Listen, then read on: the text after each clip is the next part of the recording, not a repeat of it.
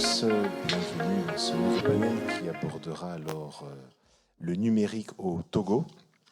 Comme vous le savez, en Afrique de l'Ouest, le Togo émerge comme un pionnier de l'innovation, armé d'une volonté politique et d'un écosystème de start-up bourgeonnant. La décision audacieuse du gouvernement d'adopter une nouvelle législation en janvier 2023, nous en débattrons avec nos panélistes, entre autres, pour labelliser les start-up et les entreprises de l'innovation, qui témoignent donc d'un engagement clair à être l'avant-garde de la transformation numérique dans la sous-région.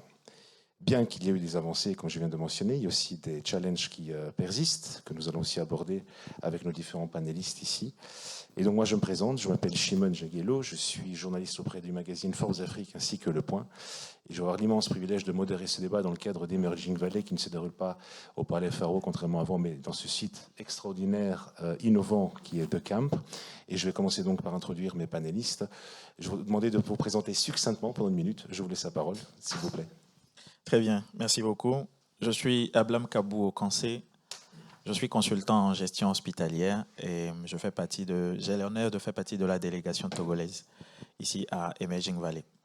J'ai une start-up qui s'appelle Infinitus et qui a développé un ERP de gestion hospitalière qu'on appelle Clinica, qui est déployé aujourd'hui sur 5 marchés, c'est-à-dire 5 pays de l'Afrique subsaharienne, et qui permet de digitaliser absolument tout le parcours du patient, depuis qu'il entre dans le centre de santé ou dans la clinique jusqu'à ce qu'il en sorte. Et autour de cette digitalisation, de ce parcours, on a agrégé tout le reste, c'est-à-dire tous les éléments de gestion hospitalière globale, comptabilité, laboratoire, stock, absolument tout. Voilà. Merci. Nous avons la chance d'avoir une demoiselle ou une dame avec nous. En tout cas, Madame Sylvie, je vous laisse vous présenter plus succinctement aussi. Merci. Alors, je suis Sati Saï, ingénieure en électronique, génie électrique de formation. Donc, j'ai travaillé dans l'automobile pendant 10 ans. Et aujourd'hui, j'ai lancé ma start-up qui s'appelle Tranquille. C'est la première plateforme pour tous les services en Afrique, donc au Togo. Et nous sommes aussi présents dans 4 autres pays en plus du Togo, Cameroun, Bénin, Côte d'Ivoire et en Europe, en Hongrie.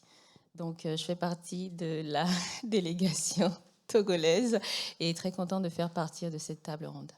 Merci. Alors, en parlant d'Europe centrale, oui. Nous avons ici la Pologne qui est représentée par M. Brodzki, qui est donc directeur de projet à ASECO. Je vous laisse vous présenter plus succinctement, peut-être un peu brièvement ASECO, c'est que c'est. Merci. Donc, je suis Anne Brodsky, directeur de projet ASECO. Nous sommes présents au Togo depuis 2019, où nous avons implémenté le Centre national de cybersécurité, qui a fait du Togo un leader dans la région. Nous sommes un éditeur polonais de logiciels présent dans 60 pays et avec 30 000 salariés. Merci. Monsieur Adangmo, je vous laisse à vous présenter brièvement. Ça marche, merci. Donc, Edem Adjamagbo, CEO de la FinTech, C'est moi. Donc, chez C'est moi, on a à cœur d'impacter le quotidien des gens en Afrique et on a choisi de le faire dans le secteur de la finance digitale. Et notre sujet, c'est d'accompagner les institutions financières dans la digitalisation de leurs services à travers WhatsApp, par exemple, qui est un outil qui a été extrêmement intégré dans le quotidien des gens et qu'on a trouvé le moyen en fait d'adapter aux besoins de la banque. Et l'objectif en fait, c'est de pouvoir faciliter les transactions de paiement sur le continent, en l'occurrence à travers le mobile. Et donc aujourd'hui, on fait partie de cette délégation togolaise pour montrer qu'au Togo, on a pris conscience de cette compétition mondiale dans laquelle on s'inscrit.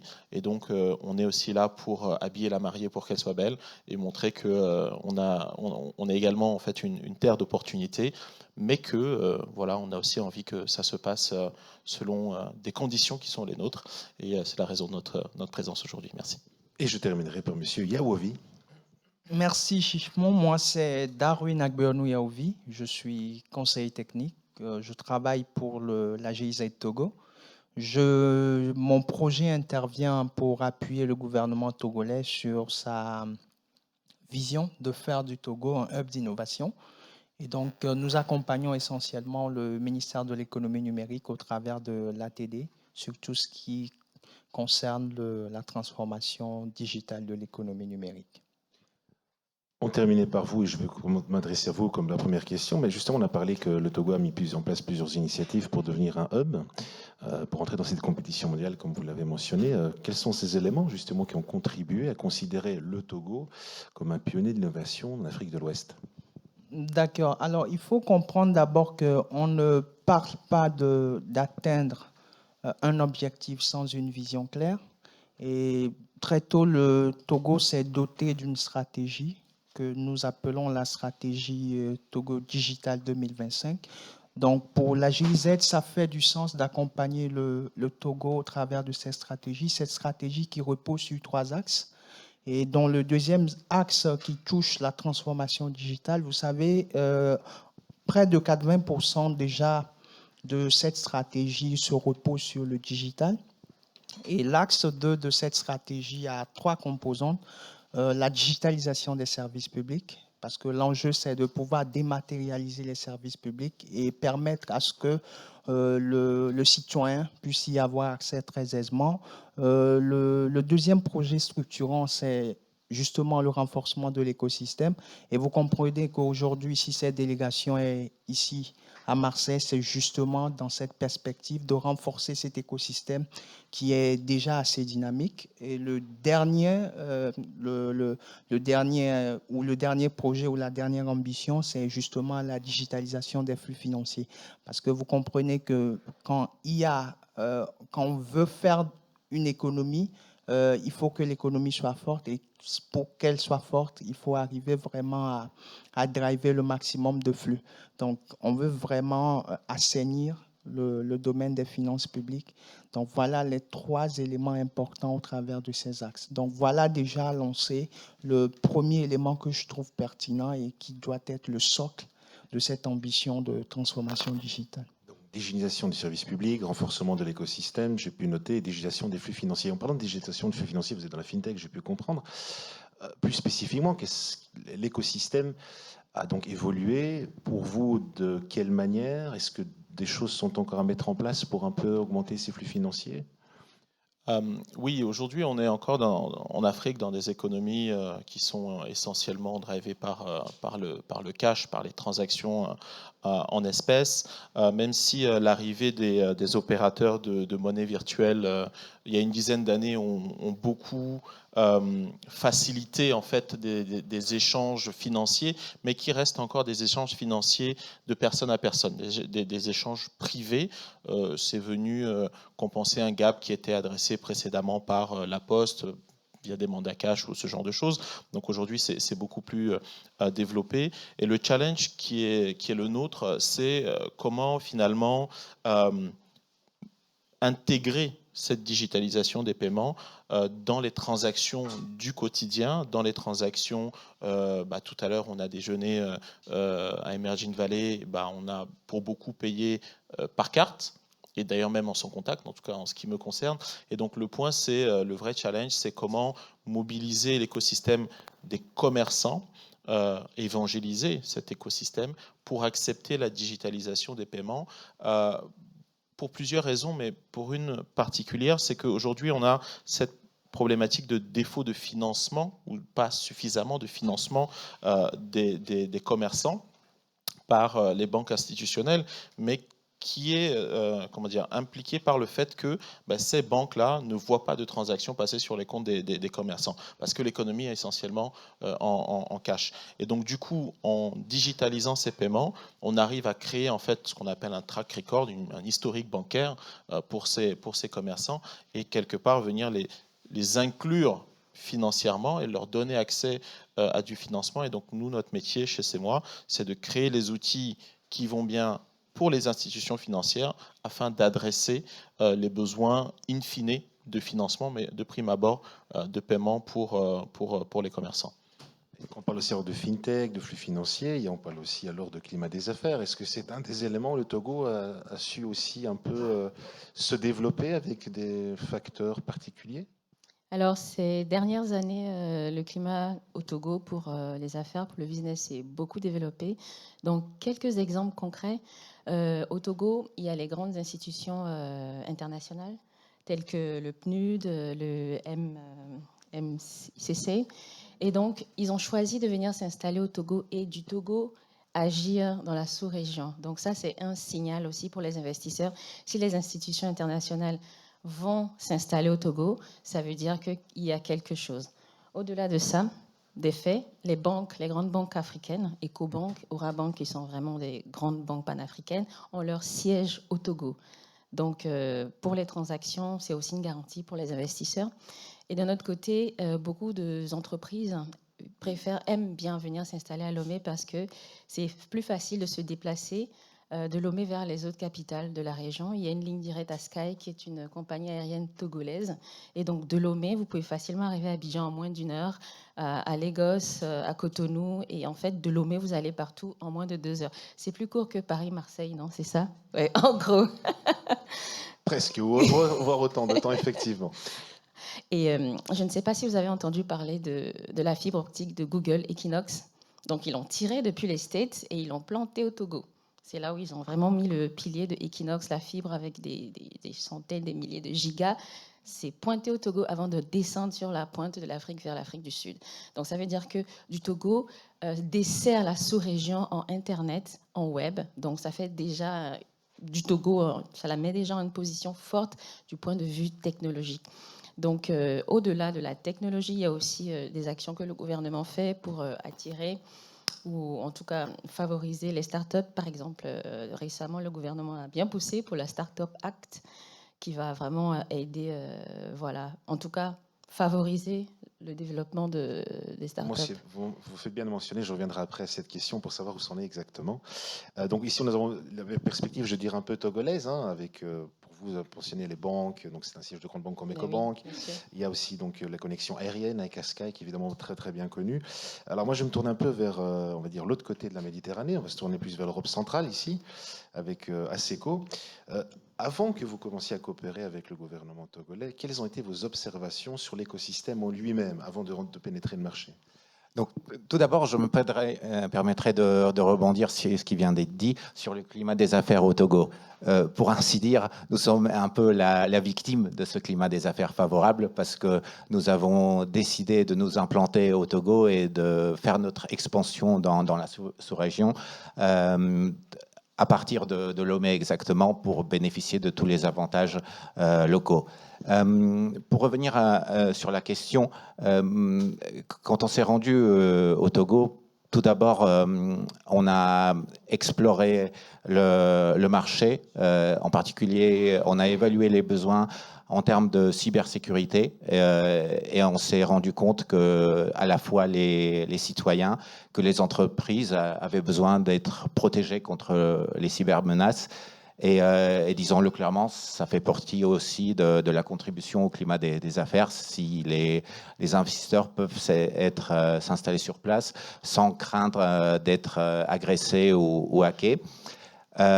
Ensuite, nous avons regardé comment on peut répondre à cette nécessité et plus particulièrement, on s'est intéressé au marché local, aux ressources humaines et on a découvert des tas de gens très, très motivés qui avaient vraiment envie d'apprendre et de développer leurs compétences dans le domaine notamment de la cybersécurité. Et quelque part, cet enthousiasme et ces capacités de développement des jeunes nous ont motivés à nous lancer dans l'aventure togolaise. Donc, si je comprends bien, il y avait déjà une ressource humaine à disposition. C'était une de vos observations que vous avez eues sur l'écosystème togolais. Oui, tout à fait. Un potentiel dans les ressources. Et par la suite, ça a démontré que notre évaluation initiale s'est confirmée par la capacité de ces gens à apprendre et à acquérir de nouvelles compétences. Je voudrais savoir, alors justement, comment Lomé catalyse-t-il? On a ressources humaines mentionnées par un groupe privé comme important. Comment Lomé catalyse-t-il les talents et la technologie alors? D'accord. Alors, il faut comprendre que tout passe d'abord par les curricula de formation. Aujourd'hui, le système éducatif togolais est vraiment en pleine refonte. L'idée, c'est de pouvoir de nouveau inclure des curricula qui cadrent avec justement les défis de la tech. Et aujourd'hui, le ministère de l'Enseignement travaille vraiment avec le ministère de l'Économie numérique. L'autre élément, c'est qu'aujourd'hui, on a beaucoup de Togolais de la diaspora, et Dem ici en fait partie. Il faut dire que l'objectif, c'est vraiment de faire la cour à ces talents tech qui sont installés peut-être ici en France ou dans d'autres pays, mais de les amener vraiment à revenir pour pouvoir contribuer. Et ce que je n'ai pas dit, c'est que dans la stratégie, il y a vraiment une ligne dédiée à la promotion des talents. Et même la réflexion est faite pour voir dans quelle mesure il y aura carrément toute une plateforme pour vraiment intéresser les gens de la diaspora à revenir au pays en leur proposant des conditions plus avantageuses. Donc voilà déjà quelques éléments, et ce qui peut-être peut paraître aussi anodin, c'est qu'aujourd'hui le Togo fait partie du Commonwealth. C'est un positionnement bien choisi déjà pour changer tout ce qui est comme modèle préexistant et d'arriver à un modèle plus compétitif et plus challengeant. Donc voilà quelques réformes qui sont opérées dans ces différents secteurs pour permettre à ce que le Togo reste quand même cette terre qui encourage non seulement les talents numériques à venir travailler, mais également d'autres structures, d'autres entreprises à venir s'installer. Je reviendrai vers vous. Alors, à SECO, vous avez dit qu'il y avait le potentiel. Et est-ce que vous aussi, vous êtes catalyseur de développement de talents dans votre, je dirais, partenariat avec le Togo, surtout dans la sphère cybersécurité? Comment ça s'est passé? Absolument. Donc nous avons commencé avec une structure initiale assez modérée, 8 personnes au départ. Avec le développement de notre entreprise, nous sommes actuellement avec 30 personnes, et je souhaite souligner que ce sont uniquement des Togolais. Donc on se base à 100% sur les ressources et sur les compétences locales. D'accord. Catalyser veut dire aussi former.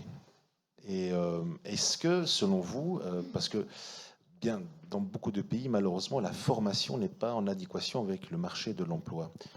Est-ce que le système de formation et d'éducation togolais est-il aujourd'hui à la hauteur, ou y a-t-il des développements à faire pour répondre à un marché où il y a une grande demande au niveau des employeurs, des jeunes notamment, avec beaucoup d'idées, mais pas nécessairement, qui ne trouvent pas nécessairement du boulot après leurs études?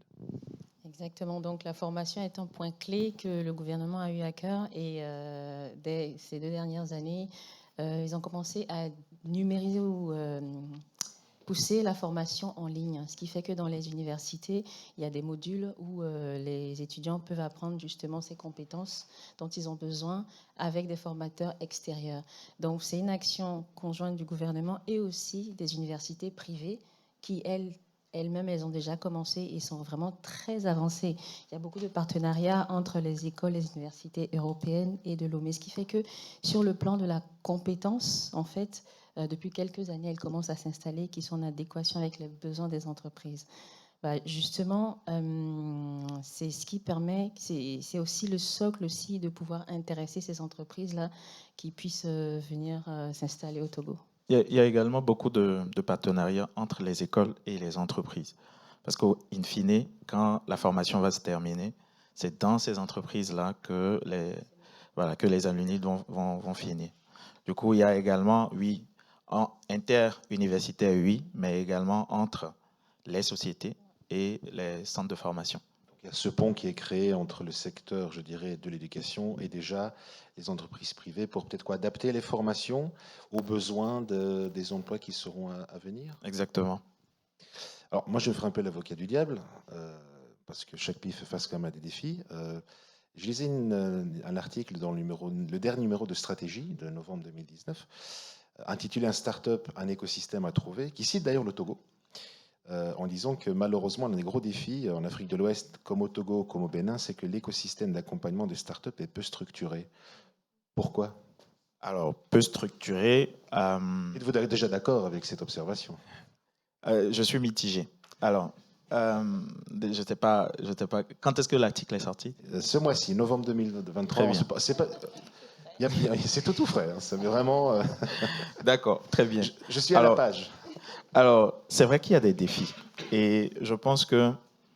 Alors, j'ai lu dans la note de cadrage que l'écosystème est bourgeonnant. Et je pense plutôt qu'il explose. Il explose d'un coup. Ce qui fait qu'il y a quand même quelques retards à rattraper. Et les défis sont légion, je suis d'accord, mais on peut simplement les ramener à un seul élément qu'on n'a pas encore, c'est qu'il n'y a pas encore un statut particulier pour les startups au Togo. Vous pouvez en dire plus? Oui, je vais vous en dire plus. Et justement, c'est un défi normal parce que, comme je vous l'ai dit, les innovations prennent le pas très rapidement sur le foisonnement de la législation actuellement. Et cette législation se doit d'être dynamique pour rattraper à chaque fois l'innovation. Alors, je peux me tromper, mais dans aucune société, le droit prend le pas sur la technologie. C'est toujours la technologie qui sort et le droit court pour rattraper et réglementer. Et donc ça, c'est un élément important qui explique pourquoi il n'y a pas encore ce cadre, on va dire, ce cadre particulier ou ce statut particulier des startups. Parce qu'en réalité, une startup, ce n'est pas une PME. Une startup lutte déjà pour rester en vie entre 3 et 5 ans. Lutte déjà avec l'idée qui doit être disruptive, lutte déjà avec l'argent, le financement qu'il faut trouver. Et en réalité, ce qu'il y a, c'est que c'est ce foisonnement d'innovation de tous les jours. Vous allez les voir, ils vont présenter leurs innovations tout à l'heure et je peux vous assurer que vous ne serez pas déçus. Mais justement, comme ça va trop vite, eh bien, on va dire que la législation prend un peu plus de temps pour rattraper. Mais il y a beaucoup de choses qui se font actuellement. Alors, je voudrais parler d'un deuxième défi, c'est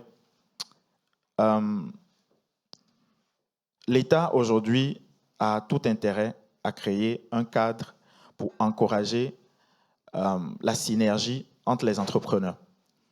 Vous aurez 2, 3, 4, 5 idées similaires, mais où tout le monde va dans son sens, tout le monde va, tout est éparpillé. Mais si l'État arrive à créer justement cet écosystème-là, où on arrive à créer cette synergie-là, on pourra réunir les idées qui sont soit similaires, soit annexes ou connexes, et donc créer une collaboration franche pour atteindre ce qu'on veut comme hub d'innovation dans la sous-région. Voilà. Messieurs, dames, je me tournerai vers vous, parce que vous avez parlé de financement là tout à l'heure, et dans le même article, ça me paraissait très intéressant.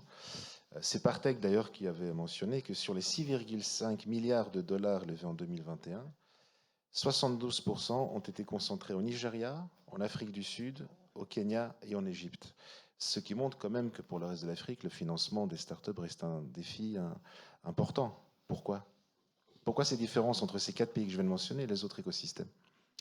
Alors on pourrait se poser également la question, en regardant le niveau de développement de ces pays anglophones par rapport au niveau de développement des pays francophones. Je ne vais pas rentrer dans ce débat-là ici, ce n'est pas le sujet, mais le fait est qu'effectivement, on a la grande majorité des investissements qui vont être intégrés dans ces pays anglophones où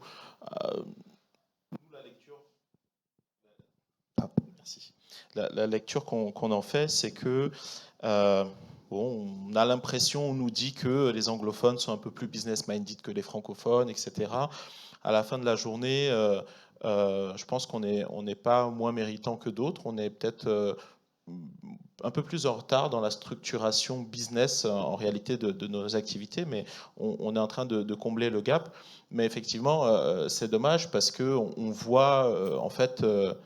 je vais reprendre quelque chose que j'ai posté sur LinkedIn hier, en fait, en prélude de ce panel, où on est en train de lever 2 millions d'euros pour financer notre développement sur l'Afrique francophone et anglophone, parce qu'on a bien compris qu'on a besoin en fait de changer ce paradigme où les startups francophones ne se déploient que dans les pays francophones et il y a une certaine dichotomie. Donc chez CEMOI, on veut vraiment rompre cette dichotomie-là en se déployant sur le Ghana dès l'année prochaine.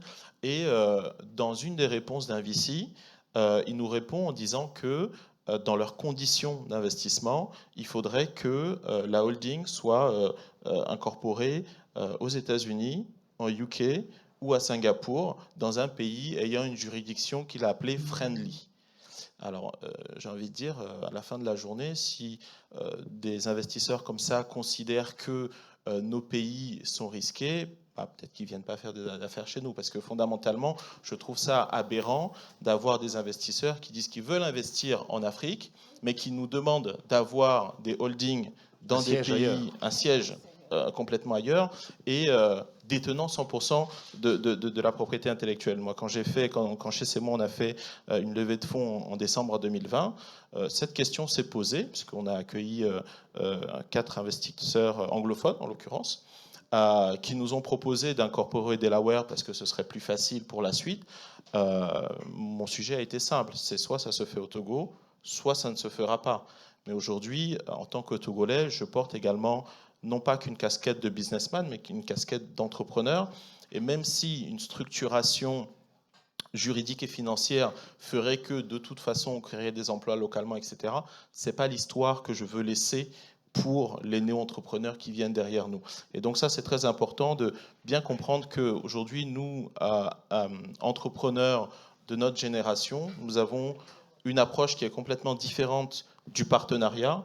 Et comme Emmanuel Macron nous l'a promis, ce New Deal, et donc avec les conférences de début d'année, sur une refonte du système financier, eh bien, il faut qu'on aille jusqu'au bout, parce qu'on veut faire des affaires avec nos partenaires étrangers, et il faut que ça se passe d'égal à égal. Je crois que ce que vous avez mentionné qui est très intéressant, c'est qu'il y a quand même, de la part des investisseurs, encore une vision, c'est une perception très négative de l'Afrique, alors que elle est très changeante. Il y a vraiment des écosystèmes très bouillonnants. Vous avez mentionné l'Afrique anglophone avec le Kenya, que j'ai eu l'occasion de visiter plusieurs fois, et c'est la vérité.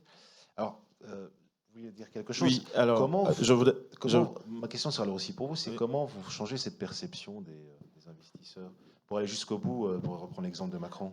Oui, alors, moi, je vais réfléchir un peu comme un investisseur. Et ce gap-là, pour moi, expliqué par le fait que eux, ils mettent leur argent. Les marchés que vous avez cités, c'est de gros marchés. Si on prend le Nigeria seul, ça représente près de 10 fois le Togo seul en termes de marché. Et donc, c'est un peu normal qu'ils s'intéressent à ce genre de marché. Mais ça, c'est un élément pour nous, pour qu'on comprenne qu'en réalité, il faut qu'on introduise impérativement des éléments d'extranéité dans nos business.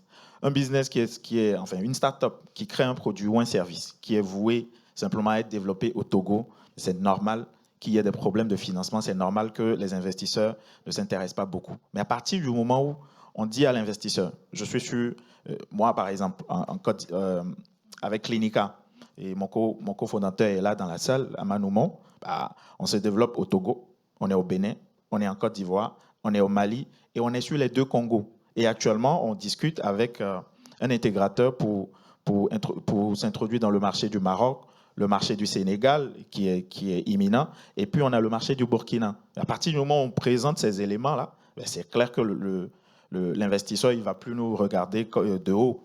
Je pense que c'est un élément, oui, certes, qui n'est pas forcément discriminant, mais qui doit nous donner la possibilité d'introduire tout de suite dans notre business. Est-ce que ce que je fais peut être répliqué ailleurs? Et c'est très important de l'intégrer dans son business. Alors, exactement, juste pour terminer ce qu'il a dit, le Togo est un marché particulier très intéressant pour ceux qui font du business et même pour les investisseurs. Le Togo a hébergé des licornes. Donc, je ne sais pas si vous connaissez Gozem, c'est le Uber africain. Vraiment le gros. Et il a commencé au Togo, sur le marché togolais. Et ça a marché. Et donc, du Togo, ils se sont expand, scale sur toute l'Afrique. Et donc, nous, avec, on va pitcher tout à l'heure, nos startups, eh bien, on suit la même logique, en fait. Et le Togo, c'est un marché, en même temps, à la fois difficile, mais si vous réussissez à le réussir, à le dompter, mais plus aucun marché ne peut vous résister en Afrique. Mais c'est vrai, c'est un marché très difficile, le Togo, mais quand vous le réussissez, c'est porte ouverte partout. En tout cas, moi, de manière personnelle, je dirais que ce qui manque, je trouve, un peu, c'est la visibilité des startups, des projets.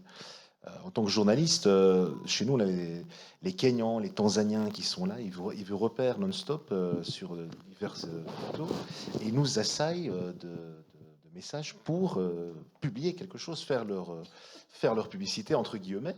Et je trouve ça super, parce que je trouve que peut-être dans d'autres pays, je ne vais plus parler d'Afrique francophone, parce que je crois qu'on peut oublier un peu cette logique, on parlera d'une Afrique de pays ou l'Afrique de l'Ouest. Ici, je mentionne l'Afrique de l'Est. En Afrique de l'Ouest, c'est peut-être un peu plus différent, je dirais. Donc, pour ma part, je dirais que c'est peut-être un des défis, je dirais à mon niveau personnel, peut-être que vous partagerez, oui ou non, cet avis. Monsieur Plotsky, donc on a eu plusieurs défis, on va quand même aller un peu plus dans l'accompagnement, et ASECO a comme réussi à signer un deal de plusieurs millions d'euros avec le gouvernement togolais pour sécuriser au niveau de la cybersécurité. Comment ça s'est passé et en quoi, quelle solution, vous, un acteur qui est peut-être très peu connu en Afrique, pas parce que vous êtes un petit poussé, que du contraire, vous êtes un grand poids, mais parce que les relations entre la Pologne et l'Afrique ont été un peu, je dirais, timides pendant un certain temps. Donc un gros groupe polonais débarque, souffle, on va dire peut-être, à d'autres concurrents ouest européen, entre guillemets, le marché. Comment ça s'est déroulé? Qu'est-ce que vous avez apporté concrètement au Togo pour un peu, je dirais, à faire progresser sa sphère numérique? Pour revenir encore sur le sujet du financement, donc nous, on a l'avantage d'être un grand groupe et de réaliser un chiffre d'affaires de près de 3 milliards d'euros. Et donc, on a pu venir avec notre propre financement et on a investi dans une structure, une joint venture, avec le ministère de l'économie numérique. Actuellement, on travaille aussi avec le Fonds européen pour le développement durable et ça nous ouvre d'autres possibilités d'apporter des financements sur ce marché.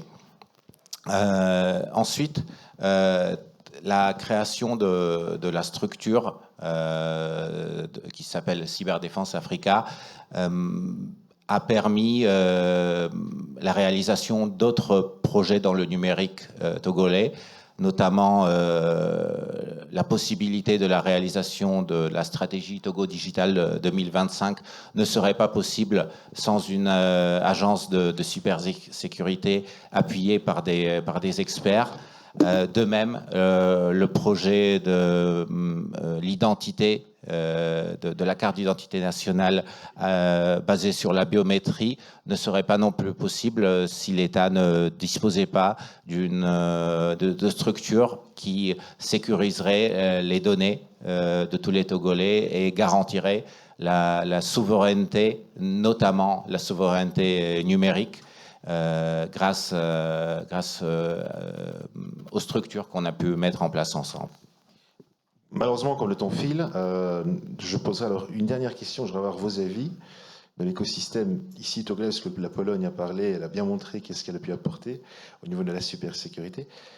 Selon vous, en une minute, un élément clé, qu'est-ce qui permettrait à l'écosystème togolais de gagner en maturité? Parce qu'il est vibrant, il est présent, mais qu'est-ce qui le permettrait de le rendre mature?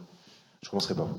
D'accord, déjà pour rebondir, la Startup Act va être adoptée très vite et ça va être vraiment le coup de pouce parce que le test prévoit tout ce qui est comme financement, tout ce qui permet aux startups de passer d'un stade à un stade plus avancé. Donc pour moi déjà, c'est quelque chose qui est clair. Et pour la GIZ, nous accompagnons le gouvernement sur la structuration de l'écosystème. Aujourd'hui, bientôt, on aura la cartographie des acteurs et ça va permettre vraiment aux investisseurs d'avoir une visibilité sur les acteurs qui font et défendent l'écosystème numérique et qui ont envie de passer à l'échelle.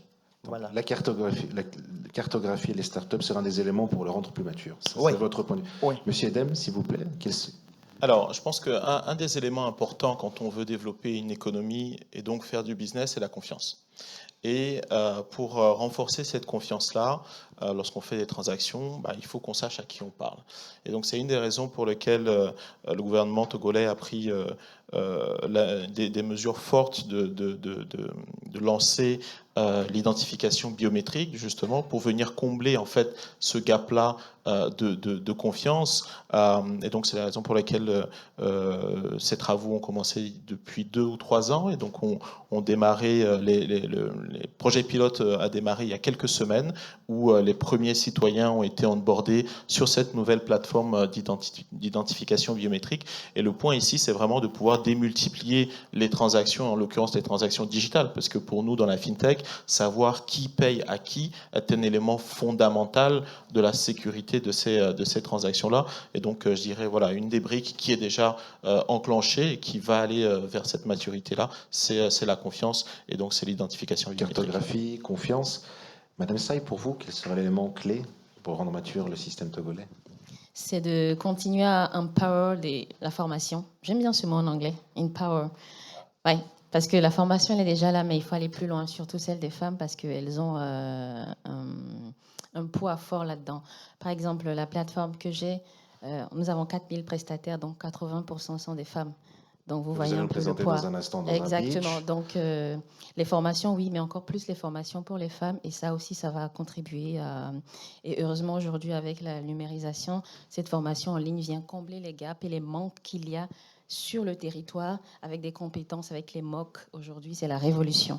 Donc, on garde le cap et ça va contribuer à la maturité. Je termine par vous, Monsieur Okansé. Alors oui, Startup Act, nous gageons que dans cette loi qui va sortir et qui sera, on va dire, assez avantageuse aux startups, c'est surtout prévoir toutes les facilités qu'il est possible d'accorder à une startup. Parce que justement, la startup doit avoir un statut particulier. Je voudrais bien insister là-dessus. Il faut que nos startups aient un statut particulier. Je prends même juste la fiscalité. Voilà, pourquoi pas une exonération partielle, voire totale. Nous, on prend une exonération totale sur 3 ans, sur 5 ans, le temps que la start-up fasse ses armes. Donc, Startup Act, on est vraiment heureux de l'apprendre, mais à l'intérieur, il faut vraiment des facilités qui permettent à la start-up d'émerger véritablement. Alors moi, pour ma part, je dirais que, si vous me permettez, qu'un des éléments qui serait contributeur, c'est de plus inclure les femmes. On parlait d'inclusivité là tout à l'heure avec une personne de l'audience, et je disais dans Le Point un article très intéressant ce matin, qui disait qu'en moyenne, une start-up qui est dirigée par une femme a 34% de plus de revenus que chez nous les hommes. C'est pas moi qui le dis, je cite Le Point, qui est comme un journal de référence. Donc peut-être moi j'encouragerais, pourquoi pas, de plus inclure les femmes, qu'on a peut-être oublié d'un peu dans ce débat. Pour ma part, je vous remercie en tout cas d'avoir participé à ce débat. Et puis nous allons passer à la session de pitch, en commençant par une femme. Merci.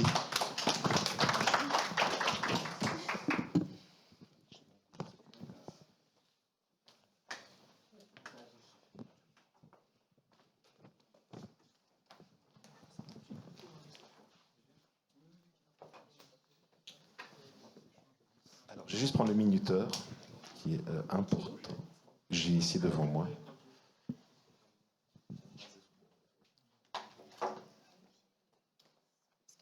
Alors, Madame Saï, 2, 3, 2, 1, top chrono. Imaginez-vous chez vous à la maison bénéficiant des services de beauté sans bouger, où vous devez aller travailler et quelqu'un pour venir garder vos enfants ou vos parents. Comment peut-on faire confiance à des prestataires? Comment? Alors aujourd'hui, plus de 80% des services sont proposés par le secteur informel. Tranquille est la première plateforme de services en Afrique, au Togo, qui met en relation des prestataires et des clients, qui offre aux clients de la facturation, de pouvoir travailler avec des secteurs informels sur plusieurs domaines de services tels que la réparation, la beauté, la prospection, le digital, le numérique, la santé et bien plus encore.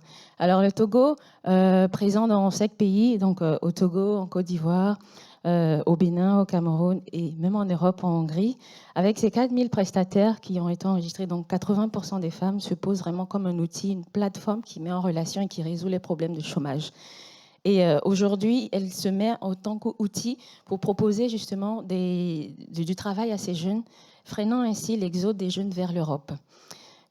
Nous ciblons essentiellement des personnes qui sont dans la vie active, entre 20 ans et 50 ans, et aujourd'hui, ça représente 10% de la population africaine, soit plus de 200 millions de personnes. Alors, Tranquille se nourrit de seulement 15% de commissions sur les réservations, et aujourd'hui, nous sommes en quête de d'un investissement de 100 000 euros pour pouvoir monter un chiffre d'affaires de 300 000 euros et scaler un peu plus partout en Afrique. Tranquille a un impact aujourd'hui sur plus de 1000 personnes, améliorant la vie de surtout des femmes en fait. Parce qu'aujourd'hui, les femmes, elles ont des compétences, mais comme elles sont mères au foyer, il n'y a pas de temps partiel en Afrique, donc c'est mort, leurs compétences, la poubelle. Donc Tranquille dit, réveillez-vous les jeunes, les femmes, au boulot, proposez vos services en ligne parce qu'il y a le besoin. Il y a le besoin. Et Tranquille s'inscrit dans les 5 buts de l'ONU. Merci. C'est pas facile de pitcher, donc encouragez-la s'il vous plaît. Alors la prochaine personne, j'ai mis le prénom qu'il porte, Casimir, c'est le prénom de mon père. Donc c'est super. Monsieur Casimir Domlan, de CEO d'Ego Transfer. Comme disent les Anglais, the floor is yours. À vous. Bonsoir. Diplômé en management et en interopérabilité des services financiers avec 5 ans d'expérience, je suis Casimir à côté d'Omlan de Ego Transfer. Donc, comme on a parlé du Togo aujourd'hui et de l'Afrique de manière générale, l'un des moyens de paiement les plus utilisés, c'est le mobile money. Mais sur ce marché, il y a un problème, c'est qu'il n'y a pas d'interconnexion entre les mobile money, c'est-à-dire de pouvoir transférer de l'argent d'un opérateur A à un opérateur B. Donc, ce que nous faisons, nous sommes positionnés au milieu au travers d'une application qui permet de pouvoir transférer de l'argent entre les mobile money. Et dans la nouvelle version, nous switchons vers même le transfert international. Et aujourd'hui, notre objectif, c'est de pouvoir nous implémenter, ou bien de conquérir tout le marché togolais et de pouvoir toucher les autres marchés de la sous-région et même de l'Afrique centrale, parce que c'est la même réalité dans les autres pays. Donc, aujourd'hui, nous cherchons 150 000 euros pour nous étendre sur tout l'étendue en 2024. Et aujourd'hui, nous avons une traction de plus de 50 000 euros en matière de transactions, en matière de volume. Et nous recherchons des investisseurs, des partenaires techniques, des partenaires financiers. Juste la semaine passée, nous avons un partenaire qui nous offre l'accès sur tous les autres pays de l'Afrique. Donc, nous serons prêts à vous accueillir dans cette aventure afin de conquérir l'Afrique, le Togo et pour l'inclusion financière des Togolais et de l'Afrique. Merci. 1 minute 30. Alors, après M. Domlan, nous aurons le plaisir d'accueillir M. Eli Adjei, CEO de J Avicol.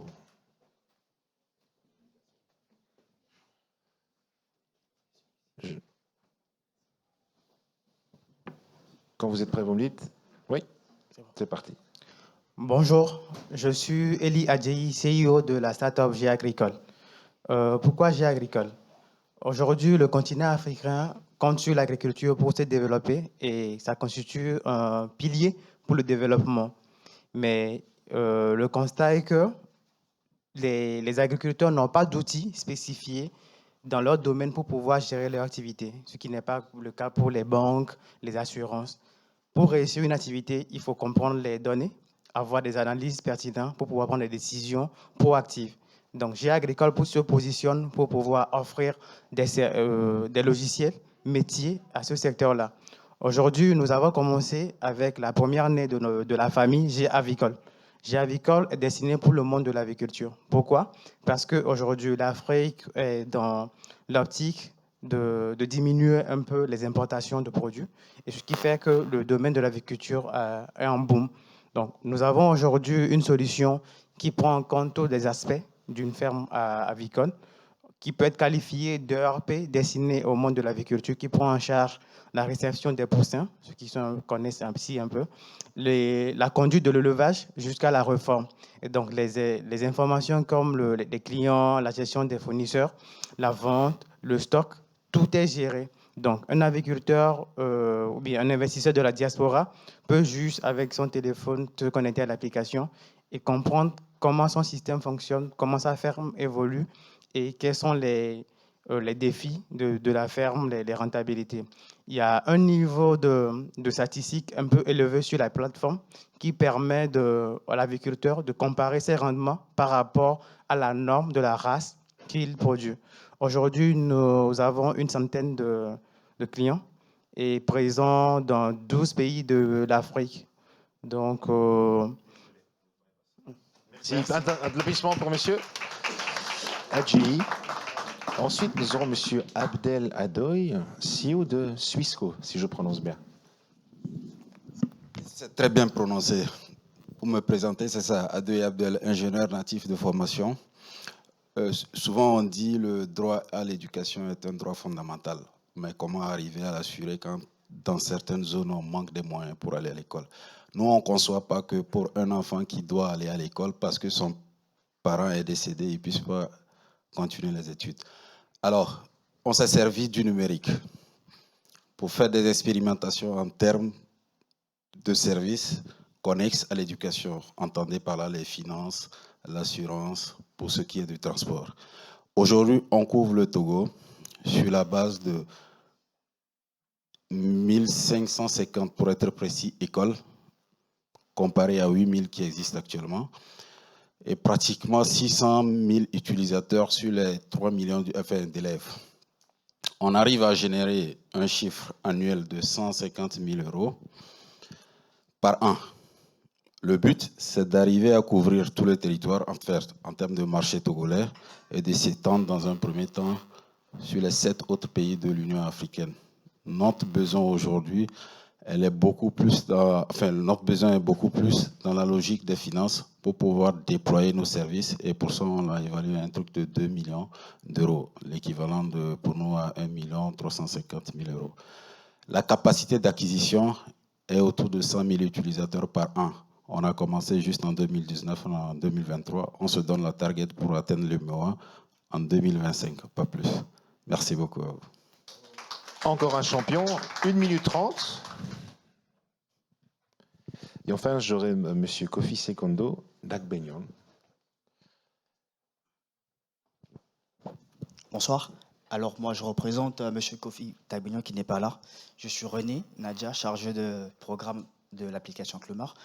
Alors au Togo, en fait, nous avons remarqué qu'il est un peu compliqué d'organiser un événement, c'est-à-dire entre l'allocation d'espace, la recherche d'espace, la recherche de prestataires, le suivi de la billetterie, le suivi des financements, des recettes. C'est un peu très compliqué en fait, parce qu'il faut comment dire, recruter des personnes. Alors nous avons pensé à mettre en place une application qui va centraliser tout ça. Donc sur la plateforme, vous allez pouvoir rechercher en fait des espaces. Vous allez pouvoir mettre en place votre billetterie, parce que vous savez que ça coûte énormément de l'argent s'il faut imprimer des tickets, aller le placer dans des points de vente et après venir récolter l'argent. Parce que derrière ça, vous avez des personnes à payer, et s'il faut attendre la fin de l'événement avant d'aller prendre les recettes, c'est très compliqué. Pourtant, avec notre solution, vous avez déjà la recette qui est disponible et que vous pouvez retirer à tout moment. Et si vous avez des prestataires à payer, vous les payez immédiatement. Donc, également, nous avons, dans les prochaines années à venir, nous avons le volet FinTech qui va commencer par se faire également. Mais ça, c'est d'ici 2030, en fait. Notre marché, il a vraiment évolué depuis 2021. Nous sommes à un chiffre d'affaires de 20 millions de francs CFA, ce qui est quand même énorme pour une petite plateforme comme Clomar. Et surtout, par rapport à la fracture numérique que nous avons au Togo, je pense que c'est en train d'évoluer. Et nous sommes là aujourd'hui pour espérer un financement de 200 millions d'euros pour pouvoir nous étendre en Afrique. Et actuellement, nous prévoyons, en fait, tout ça c'est pour développer notre logistique, parce que nous prévoyons d'insérer en fait l'intelligence artificielle, d'avoir des équipements pour totalement digitaliser en fait les événements. Nous avons un pass vert qui est à peu près comme le pass Navigo, qui vous permet, lorsque vous arrivez à un événement, sans payer quoi que ce soit, vous présentez votre pass, et avec le portique, vous accédez rapidement. Qui est écoulé. Merci à vous tous et bonne chance aux pitchers. Merci aussi pour cette session, pour votre présence. J'espère qu'elle a été intéressante et inspirante pour vous. Et encore une fois, je souhaite une bonne chance à toutes les pitchers, et merci aux intervenants et aux intervenantes pour leurs opinions que j'ai trouvées très très intéressantes. Merci à vous et bonne suite d'Emerging Valley.